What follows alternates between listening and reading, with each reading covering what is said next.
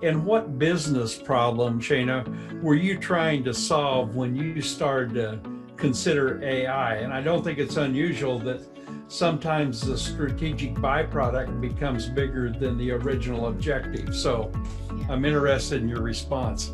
So, first and foremost, I was really trying to create a more profitable CAS solution for our clients. That was kind of the initial goal.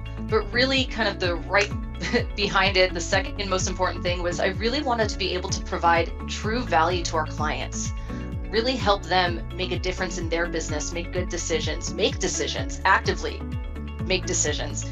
I've seen so many companies just go without information, and they could be making better decisions if they had the information at hand and available. So I really wanted to make a difference for our clients. And really, lastly, it was really trying to make sure our firm stays relevant, what I was just talking about before, staying a leader in the firm and making sure that the long-term succession and future of our firm exists. So which requires the need to embrace the technology to keep the younger people coming in and to find those new, the new generation who's going to move up and become and allow our firm to succeed. How you have taken your knowledge for your own firm and taken it as a marketable service to your clients? Well, I think our firm is actually a little different in that I think we've gone about it the opposite way. I kind of pulled into the CAS world and saw what we were doing, and just saw this huge gap once I started learning more about CAS a number of years ago and the automation that was available.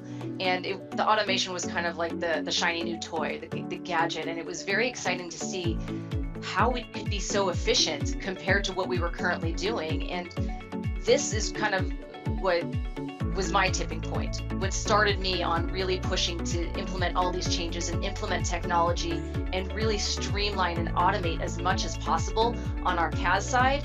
And now we're actually using it, just because it's a different group of people, now we're using it to push into our internal back office, for our firm itself.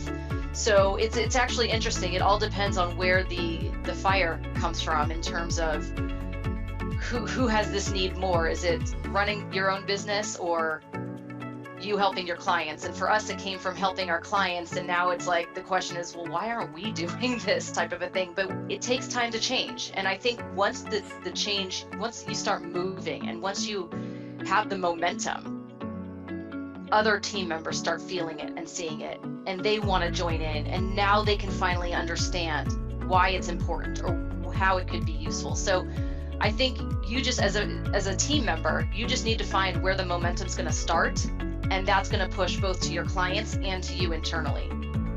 I think sometimes us accounting firms, we forget that we're our own business. We're so focused on our clients.